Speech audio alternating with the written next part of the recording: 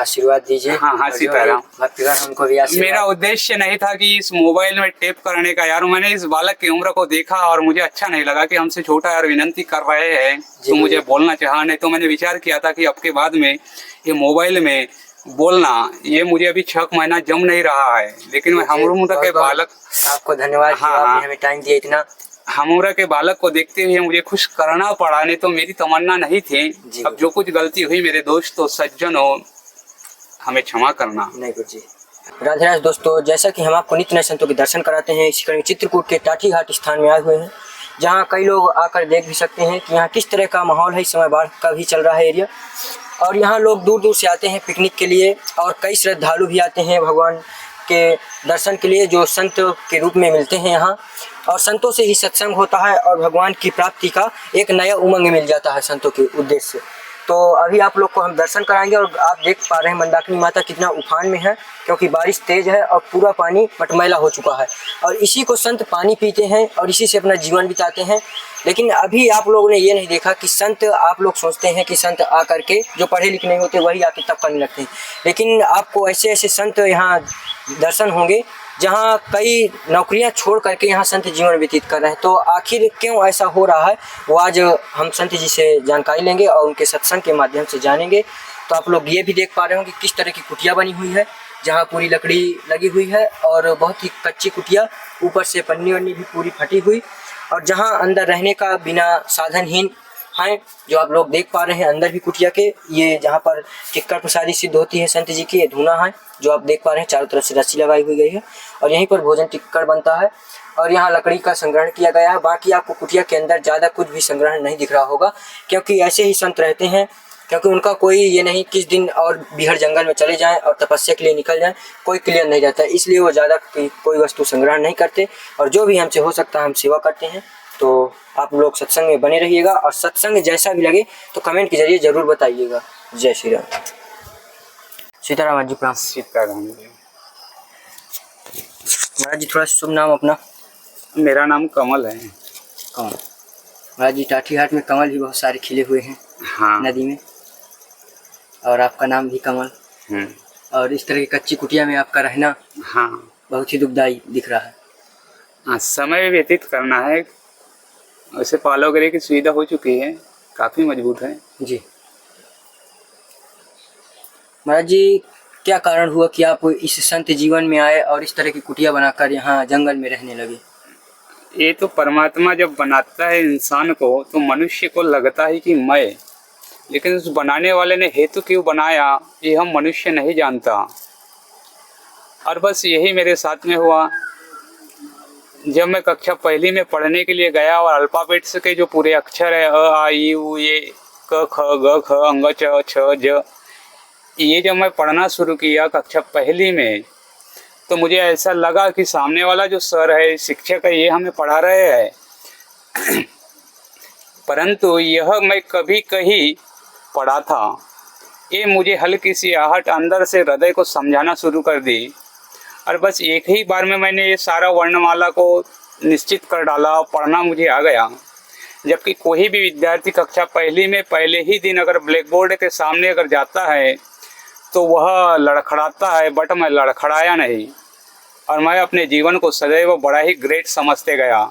लेकिन परमात्मा की जो कृपा है, वो परमात्मा ने हेतु क्यों बनाया ये तो मैं नहीं जान सका। जैसे आज पृथ्वी पे सारे मानव जी रहे हैं, अगर मानव से कहे कि तेरे जीने का अर्थ क्या है, तो ये नहीं है कि अन्न वस्त्र आवास और पेट भर खाओ, बिल्डिंग बनाओ और मोटरसाइकिल घुमाओ, ये नहीं है जी। उसे कहा गया है कि मनुष्य का रीजन क्या है, मानव बनाकर पृथ्वी पर छोड़ने का अर्थ क्या है। तो ये तो मैं भी नहीं जानता, तो फिर मानव कैसे जानेगा। अगर मानव अगर जानता है कि पृथ्वी पे मानव बनकर जीने के बाद में इसका फल क्या है, जैसे पढ़ लिख करके डॉक्टर मास्टर वकील बन जाना ही नहीं है, बल्कि इंसान से भगवान भी बनना होगा जी। ये मनुष्य नहीं जानता। अगर कोई जाने कि मनुष्य यौनी या मनुष्य जीवन गुजारने के बाद में इसका जो रीजन है वह क्या है, तो मान लिया जाए ये रीजन को अगर जो जान ले, और अगर मार्केटिंग में कोई व्यक्ति या कोई दुकानदार अगर चाय वगैरह का बिजनेस कर रहा है या फ्रूट का बिजनेस कर रहा है, वह जानने के बाद में क्या वो चाय का बिजनेस करेगा? नहीं करेगा। अगर कोई फ्रूट का धंधा कर रहा है, फल फ्रूट का, सेब केला अंगूर, अगर वह जान ले कि मनुष्य जीवन गुजारने के बाद में इसके पीछे का रीजन क्या है, वह अगर जाने तो वह भी अपना बिजनेस नहीं करेगा जी।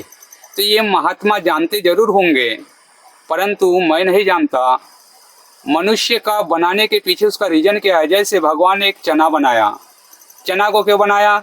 खाने के लिए, लेकिन मानव ने जब उस पर तर्क शक्ति लगाया तो चना का बेसन भी बना जी। और बेसन से जब उन्होंने तर्क शक्ति लगाया तो एक भोज्य पदार्थ भी बना, भजिया। जब उन्होंने अपना तर्क शक्ति लगाया तो उसकी बूंदी भी बनी और बेसन के निम्न निम्न प्रकार के भोज्य पदार्थ बन गए। जबकि भगवान ने चना बनाया जी। भगवान ने चना बनाया, लेकिन चना से बेसन बनाया गया और बेसन से निम्न निम्न प्रकार के भोज्य पदार्थ बने। जी गुरु। वैसे इस पृथ्वी पे मनुष्य भगवान ने मनुष्य को बनाया, तो फिर मनुष्य के पीछे का रीजन क्या है? जैसे एक मनुष्य चोरी करके खाता है, तो दूसरा कमाई करके खाता है, तीसरा अकल की खाता है, तो चौथा ताकत की खाता है। खाते तो सभी है, पर इन सब के पीछे का रिजल्ट क्या है? परमात्मा ने जब यहाँ पे बनाया है, कोई हिंदू है, कोई मुस्लिम है, कोई सिख है, कोई ईसाई है, कोई चमार है तो कोई ब्राह्मण है, तो कोई कहार है, तो कोई ग्वाल है, एक कास्ट भी कैसे बनाया? जैसे मान लिया जाए द्विदल फसल में चना, बटरा, मूंगफली, उड़द, तिलहन, ऐसे मनमाने भोज्य पदार्थ है, अन्न है, जो दो दल को जोड़ करके बनाया गया है चने। बनाने वाले ने निम्न निम्न प्रकार का बनाया, वैसे वर्ण फंस गए, जब वैसी जाति फंस गई वैसे बिजनेस फंस गया। तो सबसे महान ब्राह्मण को माना गया है क्योंकि वह ईश्वर का एक एडवोकेट है, वकील। तो फिर उससे भी और कोई महान नहीं है, बल्कि और उससे घिरा हुआ कही जाती है। तो भगवान ने जो इस तरह से बनाया, इसके पीछे का रीजन क्या है? यार ये मानव को मालूम नहीं है, ये जानते ज्ञानी होंगे। मुझे 2-4 व्यक्तियों ने पूछा कि मनुष्य बन के जमीन पे आना और पूरा जीवन व्यतीत करना, इसके पीछे का आशय क्या है? यार मैं नहीं जाना, लेकिन हो सकता हो कि पढ़ लिख करके डॉक्टर, मास्टर, वकील बनना ही नहीं, बल्कि इंसान से भगवान बनना भी होगा। अगर मनुष्य ये जान ले कि पृथ्वी पे मनुष्य के पूरे उम्र को गुजारने के बाद में इसके पीछे मिलता क्या है, बातें क्या है, तो मनुष्य को यहाँ दाल, आटा, चावल, नमक, मिर्ची, टेस्ट, फैसिलिटी, मोटरसाइकिल, बिल्डिंग, इसके लिए भगवान ने मनुष्य को अवतरित तो नहीं किया। ये तो मनुष्य के सुखदायक संसाधन है। तो फिर इसके पीछे का रीजन, बड़े बड़े ग्रंथ, शास्त्र, वेद, पुराण पढ़ करके देखो, त्यागी बन गए, सारा अपना कारोबार छोड़कर वनों में जाकर रामचंद्र की माला फेरना शुरू कर दिए। तो फिर इसके पीछे का रीजन क्या है? तो गुरुजी जैसे आप बता रहे हैं कि ये मतलब ऐसा नहीं होना चाहिए, बिल्डिंग जो कहीं तैयार कर रहे हैं या पैसा कमा रहे हैं, तो आखिर जीवन का मूल उद्देश्य ही क्या है? यही तो ज्ञानी नहीं मैं नहीं जान रहा हूँ। मैंने भी जब लगा करके देखा अपनी तर्क शक्ति। कोई भी पैसा कमा रहा है, कुछ कर रहा है, तो वो तो अपने बच्चों के लिए, भला के लिए करेगा, बिल्डिंग बनवाएगा और मोटर गाड़ी कुछ भी खरीदेगा।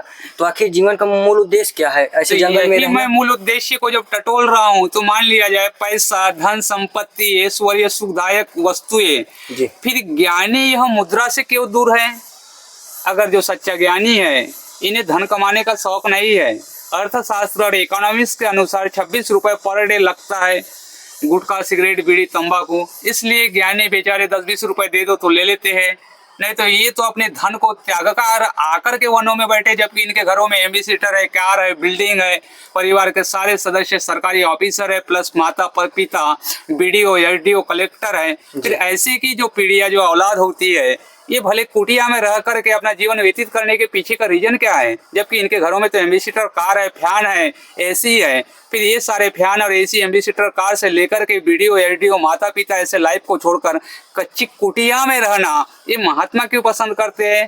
तो इसका कारण है कि मनुष्य जीवन से भी ग्रेट जीवन कोई होगा यार। जैसे अपन ने मान लिया जाए चने खा लिए, तो चने से भी ग्रेट है मूंगफली। अगर हमने मूंगफली खाया तो उससे भी कोई ग्रेट है काजू। और इस तरह की जो जीवन की सीढ़ियां है, ये सिर्फ ज्ञानी जानते हैं, मैं खुद नहीं जानता। अगर मनुष्य अबोध है, वह जानता ही नहीं, तो उसे मिलता है। तो गुरुजी जैसे जो व्यक्ति हैं या मतलब ग्रस्त वाले हैं, हाँ। और जैसे संत जीवन में, तो इनमें अंतर क्या रह जाएगा? जैसे वो तो पैसा कमाकर किसी तरह से रह रहे हैं, लेकिन संत इस तरह की जंगल में कच्ची कुटिया बनाकर, तो इसमें अंतर क्या है? क्यों आखिर मतलब इस तरह की जंगल हाँ, तो में यही उद्देश्य को मैं भी नहीं जानता, क्योंकि मैं भी एक नॉलेजमेंट हूँ, ज्ञानी हूँ। अगर मुझे कहा जाए सामने वाला कि आप सामाजिक व्यक्ति है, तो यह कदापि नहीं हो सकता जी। अगर मैं सामाजिक व्यक्ति अगर होता, तो मैं भी पत्नी, बच्चे, सांसारिक जीवन में गुथा फंसा होता। तो इसका जो रीजन है ये मैं भी नहीं जानता। अगर जो जानता है फिर वो दुनिया को देख करके मन ही मन हंसते रहेगा, कहेगा कि दुनिया कैसी है, जो सुबह उठती है मुंह की सफाई करती है और चाय पी लेता है, बस 12 ही घंटा काम धंधे काम धंधे काम धंधे। वो ज्ञानी देख करके क्या लगेगा, उस ज्ञानी को आश्चर्यचकित लगेगा। ईश्वर ने मनुष्य को यहाँ पे भेजा है, उसका मूल उद्देश्य तो यार मैं भी नहीं जानता। जैसे गन्ने के रस को निकाल करके शक्कर बनाई जाती है, गन्ना जानता है कि उधर की मेरी शक्कर बनने वाली है? नहीं जानता। गन्ना बिल्कुल नहीं जानता कि मेरी शक्कर बनने वाली है, और शक्कर नहीं जानता कि मेरा एक मीठी चाशनी बनने वाली है, और चाशनी नहीं जानती कि खाने वाले को मैं मीठी लगूंगी, और मीठा नहीं जानता कि मैं डायबिटीज कर दूंगा। दूध नहीं जानता कि मुझ में घी है। अरे यार कैसी रचना है ईश्वर की। दूध नहीं जानता कि मुझ में घी है, और घी नहीं जानता कि मैं दूध से उत्पन्न हुआ हूँ। देखो ये ईश्वर की रचना। अगर कोई दूध जानता हो कि मुझ में घी है तो फिर वो दूध नहीं, वो तो अमृत होगा। अमृत होगा, सत्य बोल। तो ये मनुष्य को भगवान ने 6 गुण दे करके ऐसे समझाया, जैसे मान लिया जाए कोई अगर रो रहा है कोई नादान बालक, तो उसे मिठाइयाँ देकर चुप कराना तो बालक चुप हो जाते हैं, खिलौने देकर के चुप करा तो चुप हो जाते हैं। ऐसे इस विधाता ने मनुष्य को 6 गुण देकर के समझा दिया, और ये 6 गुण के बदौलत मैं वाली बात करता है कोई भी मानव। तो ये मैं जो है, यह मैं वाली बातें में मनुष्य में मैं नहीं है, मैं तो उस विधाता ने दिया है। तो ये 6 गुण का जो मानव है यह बेचारा अबोध है। इस 6 गुण को जानने के बाद में 7वां गुण की जो उत्पत्ति होती है, वो 7वां जो गुण है, उस गुण के इंसान ने, उस गुण के ज्ञानी ने जानेगा कि इस मनुष्य का रीजन क्या है। जैसे मान लिया जाए हम विद्यालय जाते हैं, बैग पकड़ करके, किताब होती है, पेन होती है, पट्टी होती है। हम 6 गुण के बालक विद्यालय जाते हैं, तो मान लिया जाए सामने में, हमारे सामने में एक वानर को देखो, जिसे कहा जाता है मंकी। यार वानर भी हमारे ही भांति दिखता है, चेहरा जैसे चेहरा, नाक जैसे नाक, नेत्र जैसे नेत्र, मुंह जैसे मुंह। वह भी सेब केला अंगूर खाता है, हम भी सेब केला अंगूर खाते हैं। जी बिल्कुल। बल्कि वानर भी अपने बच्चों को बचपन में नहीं छोड़ती, उनके अंदर में भी एक प्रीत है, उनके अंदर में भी राजा रानी वाला खेल है, उनके अंदर में भी हंसना गाना बैठना है, उनकी भी कोई बोली है। लेकिन मुझे ऐसा लगा कि इस वानर के अंदर में पंच तत्व का जो शरीर बना है, इसमें 6 गुण नहीं है। इसके अंदर में पंच तत्व का शरीर है, लेकिन गुण 6 नहीं है, गुण 5 है। अगर इन्हें 6वां गुण अगर कुदरत आज अगर दे दे, तो ये वानर भी झोला किताब कापी पेन पार्टी पुस्तक लेकर के स्कूल में जाकर के अनार आम का पढ़ना शुरू कर देगा। लेकिन वानर के अंदर में कितने गुण है? तत्व 5 है, गुण है 6। अगर मानव के गुण को माइनस किया जाए, 6 गुण का जो मानव है उसके गुण को अगर माइनस करते करते करते अगर हमने 4 गुण पे अगर माइनस करके रोक दिया, तो फिर 4 गुण के मानव को अगर पूछेंगे बेटा तेरे माँ बाप का क्या नाम है, माँ बाप का नाम बताएगा, लेकिन वो माँ बाप के पीछे दौड़ेगा क्या? नहीं। अगर फिर उनके 6 गुण अगर बढ़ा दिया जाए और कहे कि बेटा तू जाकर के सन्यासी बनेगा क्या, तो 6 गुण का मानव कहेगा नहीं बाबा, क्या मैं तो लिख पढ़ करके ऑफिसर बनूंगा, मेरे हाथ में होंडा होगी, मेरी बिल्डिंग होगी, और मेरे बगल में एक पत्नी होगी। ये 6 गुण का मानव कहेगा। और 7 गुण के मानव को अगर कहे कि संसद भवन के सारे नोट तेरे नाम पर, बोल क्या खरीदना चाहेगा, तो 7 गुण का बोलेगा मैं नोट को तो खर्च करना दूर है, हाथ भी नहीं लगाऊंगा, बल्कि राम नाम की माला फेरूंगा। तो ये गुणों के ऊपर है, और यह गुण दिखाई नहीं देते, वो महसूस किया जाता है। जैसे करेला कड़ू है, ये देखने पे पता चलेगा या चसने पे, चस्का लेने पे। तो ये गुणों की जो प्राप्ति है, भारत भूमि में ऐसे कुछ ज्ञानी है जो जानते हो कि मानव का रीजन क्या है। मानव झूठ तो बड़े जल्दी ही बोल देता है लेकिन एक झूठ की सजा क्या होती है ये हम क्या जानते हैं? नहीं यार, मैंने एक झूठ बोला ना, मुझे 500 मिल गए, लेकिन इस झूठ के पीछे का रीजन क्या है ये तो सिर्फ जानता है ज्ञानी। मान लिया जाए एक एग्जाम्पल, जैसे हम मार्केट में अगर उतरे और आलू को खरीदते हैं, बोलते आलू कैसे किलो है? 10 रुपए किलो। हम 500 ग्राम आलू ले लेते हैं 5 रुपए का। आप अनादिकाल के बारे में विचार कीजिए और मस्तिष्क में ज्ञान लाइए कि ये आलू, जिसे अंग्रेजी में पोटैटो कहते हैं, ये आलू जब पृथ्वी की उत्पत्ति हुई और मानव एक शिक्षित तो रहा होगा या ना रहा होगा, लेकिन किस व्यक्ति ने यह जाना होगा कि जमीन के नीचे ये आलू है, इसे खोद कर, भून कर, उबाल कर खाया जाता है, ये किस मानव को पता चला होगा? वो तो खोज करने पर ये मनुष्य ने सोच ही नहीं सका कि ये एक कांदा के भांति जमीन के नीचे है और इसे उबाला जाता है, भुना जाता है, इसकी सब्जी बनाई जाती है, इसे उपवास में खाया जाता है, ये किस मानव को पता चला होगा? तो उसका कारण है मानव कभी पता लगा नहीं सकता, ये लगाया पता 7वें गुण के ज्ञानी ने। उसी की खोज में वो आगे बढ़ता और वह आलू को खोद कर, लाकर, भून कर, उबाल कर जब खाया तो दुनिया वाले खाने सीख गए। अगर वह 7 गुण का ज्ञानी और खाते समय अच्छा लगा मुंह में, अगर वह 7 गुण का ज्ञानी अगर न आलू को बताता मेरे दोस्तों, तो आज हम मार्केट में जाकर के न उसकी कीमत पूछ सकते थे और न 500 ग्राम खरीद सकते थे। सत्य। कहो इस ज्ञानी की पहचान, अगर ये ज्ञानी हमें प्लेटफॉर्म, बस स्टॉप या मार्केटिंग या रोड पे कहीं आते जाते अगर नजर आए, तो हम कैसे पहचानेंगे कि यह ज्ञानी परिपूर्ण है? तो उसका उत्तर है, एक ज्ञानी अगर सामने वाले किसी सज्जन व्यक्ति से मिलता है, उस वक्त उसके गुण कम हो जाते हैं। जी। 6 गुण के मानव से मिलेगा तो वह 6 गुण के इंसान के जैसे हो जाएगा, और जब आप अकेले में जब साधना करेगा तो वह 7 गुण का हो जाता है। मैंने अभी अभी विचार किया, 15 दिन हुए शायद, अगर ज्ञानी अपने कागज पे अगर लिखे, ज्ञानी अगर अपने कागज पे अगर लिखे, चाहे तिमियालाल का नाम लिखे, चाहे माधयालाल का नाम लिखे, ये नाम सरकारी दस्तावेज के कागज पे लिखा जा सकता है। अगर संसद में किसी तिमियालाल का नाम किसी रिकॉर्ड पे नहीं है, तो वह ज्ञानी अपने आश्रम में बैठकर अपने कागज पे अगर नाम लिखे, तो उस प्रॉपर्टी के पीछे या उस कागजात पे ज्ञानी का लिखा हुआ सीधा रिकॉर्ड पे आ सकता है। इतनी बड़ी दैविक शक्ति है। लेकिन कोई माने तो, जैसे एक एग्जाम्पल, इसके पहले मेरे मन में विचार आया कि अगर 2 व्यक्ति खड़े हैं, तीसरा देख रहा है, एक व्यक्ति ने मिट्टी का एक ढेला उठाया और दूसरे व्यक्ति के हाथ में थमा दिया, तीसरा व्यक्ति देख रहा है।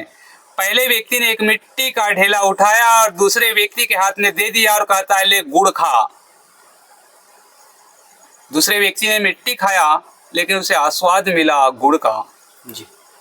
ये नजरबंदी है, ये साइंस के तहत नजरबंदी है। लेकिन इसी प्रकार वो जो 7वां गुण का जो मानव है, वह मनुष्य के रीजन को जानता है, और हम भी 7वां गुण के हैं। मैं भी जानता हूँ, लेकिन मैं कैसा हूँ? एक खटकती हुई पेन के भांति अपूर्ण ज्ञानी। अपूर्ण का मतलब कुछ विषय को नहीं जानना, और परिपूर्ण ज्ञानी उसे कहते हैं भारत के सारे फूलों को जान लेना, चाहे वो चंपा का हो या चमेली का, चाहे वो कपास का हो या कमल का। यार ये कौन सी विद्या होगी? आज ऐसे लगता है कि जिस दिन मेरे 7 अगर गुण खुल जाए, तो मेरा ये पंच तत्व का शरीर और मेरी मनोकामना और मेरा मनोबल क्या रहेगा। जबकि आप देखो, पूर्वज से पूछो कि आपने कितने प्रकार के पुष्प देखा, फूल देखा। आजा कहता है क्या, मैंने चमेली का फूल नहीं देखा। माँ कहती है मैंने चंपा का फूल नहीं देखा। पिता कहता है हमने सारे फूल देखे। फिर पिता ने 7वां गुण के दोस्त, 7वां गुण के ज्ञानी के साथ मित्रता किया होगा, तब तो पिता ने सारे फूल देखा। माता कहती है मैंने चंपा का फूल नहीं देखी। जी। अपने पड़ोसी से पूछो तो कहते हैं हमने कई फूल नहीं देखे। आज शासन से पूछो तो कहते हैं हमने भी कई प्रकार के फूल नहीं देखे। ज्ञानियों से अगर पूछे कि पृथ्वी कितने फूलों से सजी हुई है, इसका जवाब तो मेरे देश में ना साइंस दे सकती, ना टेक्नोलॉजी, ना मैं।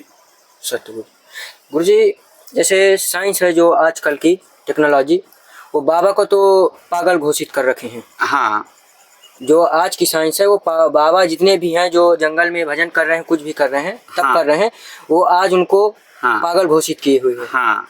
और जो कि मेन उद्देश्य बाबा ने ही इस चीज को खोज की, लेकिन लास्ट तक नहीं पहुंचे, उसी को साइंस ने खोज कर दी। इस पर क्या कहेंगे आप? उस पर ये है, जैसे मान लिया जाए आप बड़े, यार मैं छोटा, मैंने अपने आप में छोटा महसूस किया, पर मैं हूँ तो बड़ा। जी। यार आप बड़े मैं छोटा, इसमें क्या होता है कि जो तुम फिर बड़े का दर्जा मिल जाता है तो हम जमीन को भूल करके आसमान में उड़ना शुरू कर देते हैं। अपने आप को हम जब छोटा महसूस करते हैं ना, तो इसके पीछे लाभ भी है। जी। और नहीं तो साइंस हो या साइंस टेक्नोलॉजी हो या कुछ भी, सबसे बड़ा ईश्वर होगा।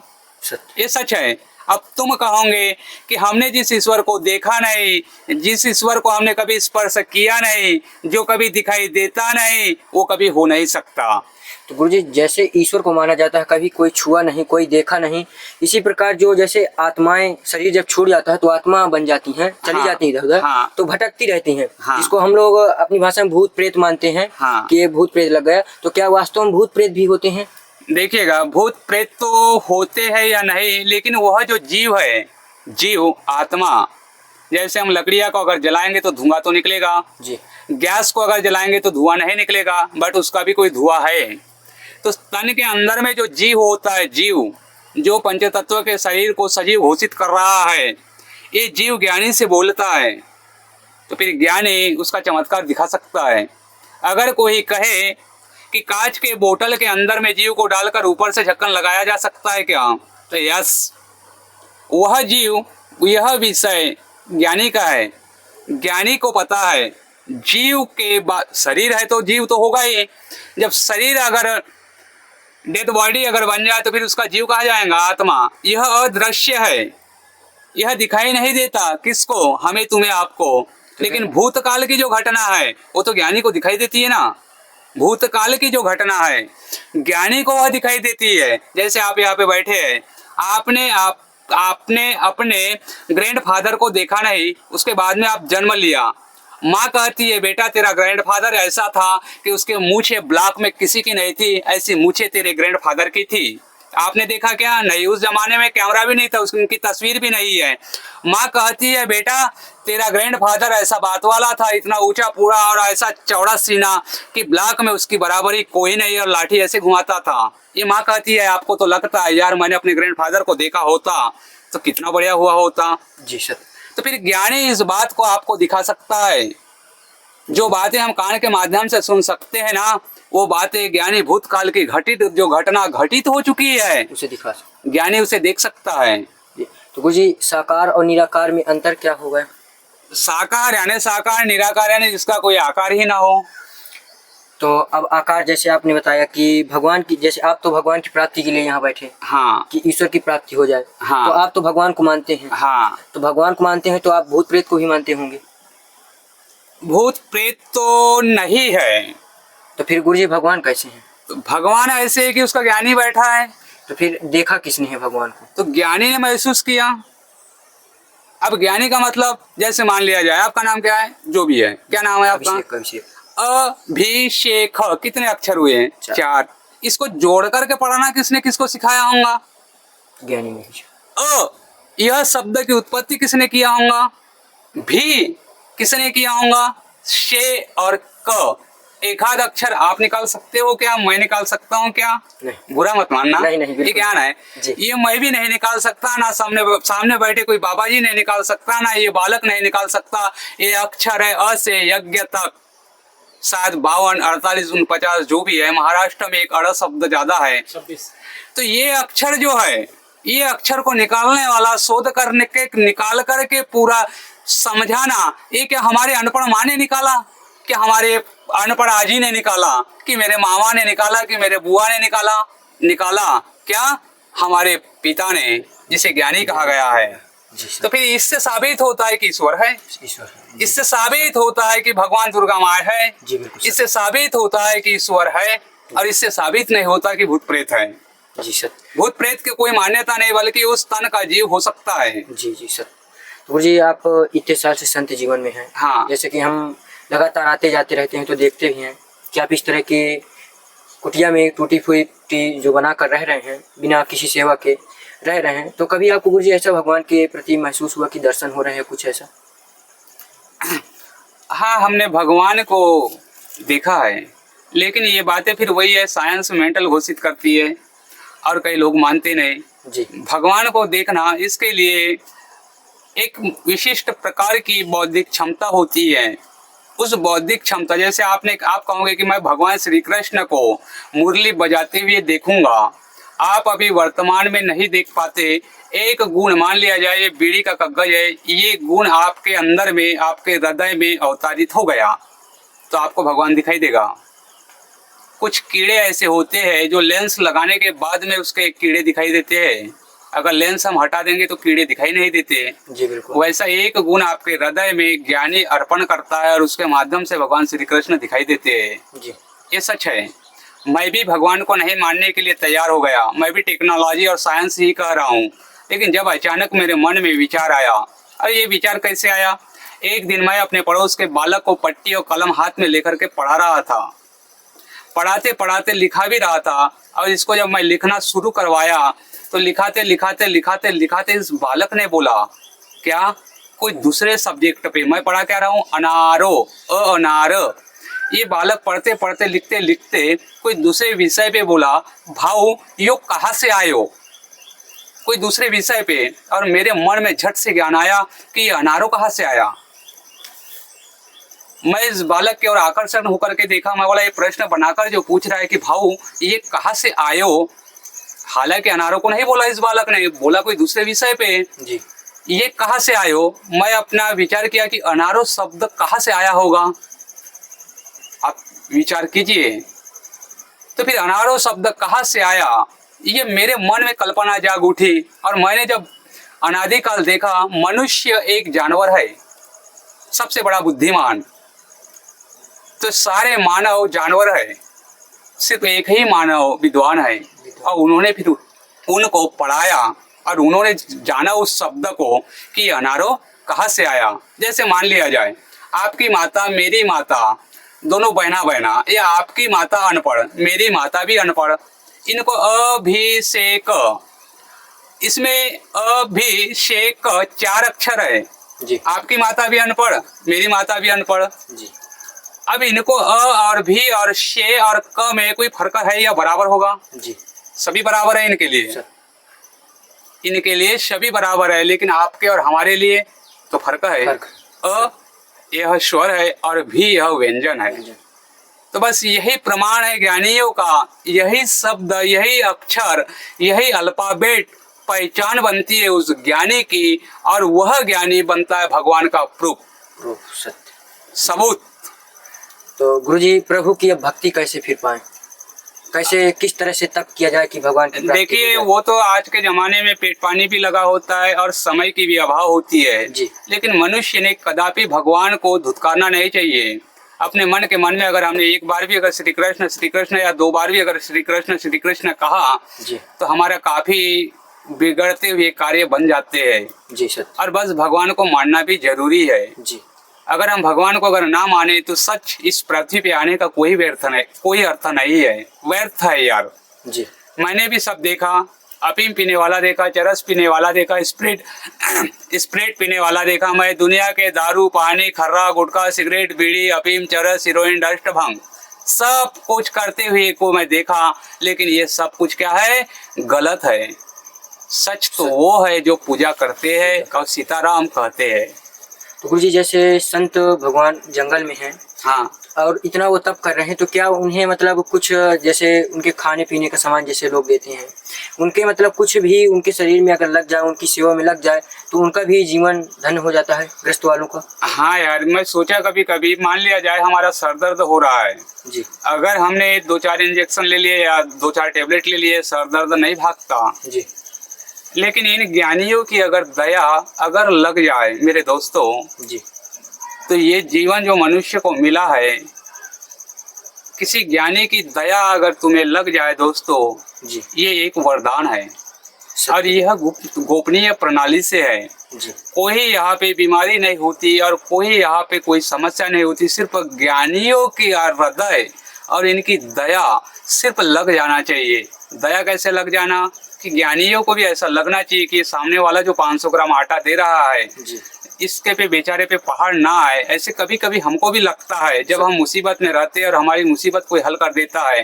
जी अगर ज्ञानियों की दया लग जाए मेरे दोस्तों, तो हमने देखा तो नहीं है ऐसे कई क्षण, लेकिन पूरा मुझे ज्ञात है वो वीडियो सुखी नहीं रहता सुखी एक केवल साइकिल का रिक्शा चलाने वाला है। सत्य गुरुजी। ज्ञानियों की दया लग जाना एक अमृत छिड़कने जैसे है और मरा व्यक्ति जीवित होने जैसे है। लेकिन ज्ञानियों की दया लग जाना या ज्ञानी द्वारा दया अपने पे आना, तो हमें किस तरह से रहना होगा। ज्ञानियों का की दया लग जाना, ये एक प्रकार का करोड़ों अरबों फूल एक साथ खिल जाने जैसे है। अब देखो शास्त्रों में या कहानियों में कि ज्ञानियों को, ये कुछ सेवा। हाँ, ये आटा को रख लीजिएगा क्योंकि हम रोटी नहीं खाते हैं। अच्छा, पर्याप्त है थोड़ा मोड़ा, ये आटा को रख लीजिए। फिर भी गुरुजी हाँ। भी आता जाता है। हाँ, रहने दीजिए। आप अपनी तरफ से सेवा, इसमें बिस्किट सब्जी वब्जियाँ हैं, हाँ, आप इनको यूज कर लीजिएगा। तो गुरुजी इस समय बरसात भी चल रही है, हाँ, और ऊपर से पन्नी वन्नी की व्यवस्था हाँ हो चुकी है। कोई दिक्कत कुटिया में गुरुजी नहीं, इस समय? दिक्कतें तो नहीं है। और बर्तन वर्तन गुरुजी पर्याप्त मात्रा में? हाँ, सभी चीज है जी। और बाकी भोजन प्रसादी तो वैसे ही अभी दिखाएंगे किस तरह से आपको बनता है, किस तरह से पूरी कुटिया बनी हुई है। हाँ। ज्यादा गुरुजी वस्तुओं का संग्रहण भी नहीं है आपकी कुटिया के अंदर। ये तो काफी है, ये तो काफी है। अभी मैं इस टोली पे जब आया जी। तो मैं पिछले साल 2 जुलाई 2023 को आया, आज शायद 4 जुलाई है, 1 साल 2 महीने हुए। यानी मैं 7 साल सिर्फ एक बैग लेके गुजारा। मैं जी गुरुजी 7 साल एक बैग लेके गुजारा, और 7 साल में सुबह स्नान के बाद में सिर्फ 3 बार मैंने डबल रोट चाय खाया, और जिसके वजह से ये दांत हिल रहे हैं। क्या ये उम्र है दांत हिलने की? 7 साल मैंने सिर्फ 3 बार नाश्ता किया। और फिर आप विचार कर सकते हैं कि जिसके पास अगर एक बैग हो और अन्य कोई चीज नहीं तो उसकी हालत क्या होगी। 7 साल के अंदर में मेरे 3 दांत टूट गए, एक दांत एक दाढ़ा टूट गए, और एक दांत सोशल में टूटा, यानी 3 दांत, और ये 4 5 7 8 हिल रहे हैं। फिर भी मेरा एक भरोसा है कि जैसे मान लिया जाए मैं आपसे मिला, ये दांत टूटने के बाद में मेरे नए दांत उगने वाले हैं, और वो दांत कुछ डिजाइन के रहेंगे तो आप मुझे पहचान नहीं पाओगे कि ये महाराज वहाँ मिला था। जी सर। क्योंकि दांत अंदर में वो चोर दांत कहते हैं वो भी उगेंगे, और ये सामने के भी। इसका प्रमाण मैं घोषित कर दूंगा। ये दांत अगर टूट भी गए तो मेरे 40 साल की उम्र में उगने वाले हैं। फिर आप कैसे कहोगे कि महाराज के अंदर में तो दांत नहीं थे। जी सर। खैर कोई बात नहीं, दांत टूटने के बाद में भी उग जाएंगे, और यह कोई समस्या नहीं है। और जीवन में थोड़ा मोड़ा तो तकलीफ रहती है, बिना तकलीफ के जीवन नहीं होता। तो साधु संतों का तो जीवन बहुत ही कठिन होता है। हाँ, हाँ, क्योंकि इस तरह के जंगल में रहना, जंगली जानवरों के बीच, हाँ, बहुत ही तप का। हाँ। ये क्या है, 2-4 दिन पहले मैं किसी बाबा जी से मिला, भी हमारे माता पिता के भांति। अगर अचानक बात पे से बात निकल गई, मैं कह नहीं पाऊंगा लेकिन कह देता हूँ। जब उन्होंने समझाया कोई कहावत है, तो मैं पेन हाथ में लेके कागज पे लिखना जारी कर दिया। जैसे एग्जाम्पल, जिंदगी किसे कहते हैं। अब इसका प्रश्न तो निम्नलिखित आएगा कि लाइफ किसे कहते हैं, जिंदगी किसे कहते हैं। तो देखो उस ईश्वर की महिमा जिसने इस पृथ्वी पे मानव बनाकर भेजा।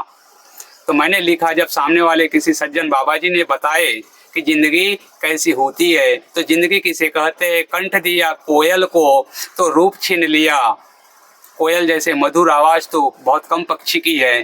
कंठ दिया कोयल को तो रूप छीन लिया, रूप दिया मोर को तो इच्छा छीन लिया, इच्छा दिया इंसान को तो संतोष छीन लिया, संतोष दिया संत को तो संसार छीन लिया, संसार दिया देवी देवताओं को भगवान ने तो मोक्ष छीन लिया, मोक्ष मिला निराकार को तो आकार छीन लिया। इसे जिंदगी कहते हैं। और शिक्षक पद जब मिला मेरे दोस्तों तो पेंशन छीन लिया। सत्य गुरु जी। आज जी गुरु जी, बिल्कुल सही। आज का तो ये अब जो चल रहा है, फिर शिक्षकों का क्या हाल होगा। हमारे ठोकना पड़ेगा पेंशन के बाद। फिर वो भूतकाल के पहले के शिक्षक कैसे होंगे जिनके पेमेंट के पीछे पेंशन। इतना ही नहीं, शिक्षक को पेंशन, अगर शिक्षक मर जाए तो उसके धर्म पत्नी को भी पेंशन। आज के शिक्षकों को क्यों नहीं। कतार से 4-5 अगर लड़कियां हो जाए मेरे दोस्तों तो इन्हें दाल और आटा का भाव पता चल जाएगा। सत्य गुरु जी, बिल्कुल। ये है जिंदगी तो ऐसी। आके जंगल में ही तपस्या करना पड़ेगा। तो फिर शिक्षक पद मिला मंत्रालय से तो पेंशन छीन लिया। दिल में तसल्ली नहीं, जिंदगी इसका नाम है। हमारे भगवान ने हमें सब कुछ दे दिया, हमारे भगवान ने हमें सब कुछ दे दिया। तो कहा गया है मेरे दोस्तों कि कंठ दिया कोयल को तो रूप छीन लिया। कोयल दिखती कैसी है, कौवा जैसे काली काली, लेकिन उसकी मधुर सी आवाज। इच्छा दिया मोर को, रूप दिया मोर को। कहा गया है कि कंठ दिया कोयल को, रूप देखो उसका कौवा के भांति। एक कंठ दिया कोयल को तो रूप छीन लिया। वह दिखने में काली काली काले काले रंग की, रूप दिया मोर को तो इच्छा छीन लिया। रूप मोर को, रूप देखो मोर का रूप कितना है। जब सावन के महीने में जब वो पंख फड़फड़ा करके जब नचता है मोर, तो मानो छतरी अम्ब्रेला। तो मोर को रूप मिला तो इच्छा छीन लिया। मेरे देशवासियों और मेरे श्रद्धालु, आप तर्क शक्ति लगाइए कि मोर को रूप मिलते ही इच्छा कैसे छीन लिया। ये कोई नहीं जानते, बहुत कम जानते हैं। इच्छा छीन लिया। कहा जाता है कि मोर जो होता है, मोरनी उसके आंखों के आंसू पी करके अंडे के अंदर में गर्भ समा जाता है। जी गुरुजी बिल्कुल। तो इच्छा छीन लिया।